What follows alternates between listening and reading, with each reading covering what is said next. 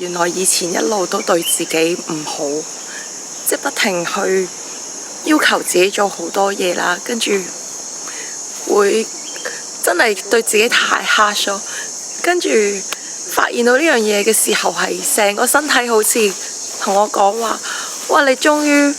會翻轉頭去望下我啦，係全身都好感動咯。所以深嘅感動係乜嘢？最深嘅感動係真係揾翻自己咯，係啊，即係同埋揾翻同自己嘅關係啊，因為發覺原來以前一路都對自己唔好，即係不停去要求自己做好多嘢啦，跟住會真係對自己太 harsh 咗，跟住發現到呢樣嘢嘅時候，係成個身體好似同我講話：哇！你終於會翻轉頭去望下我啦，係全身都好感動咯。所以其實我嗌咗好多啦，嗌到而家聲都沙埋啦。但係真係好開心揾翻呢個感覺，同埋揾翻自己之後，發覺喺人哋同人哋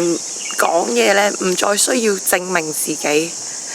係好舒服嘅。即係我講嘢就係表達咯，純粹係我真係好係啦，就係。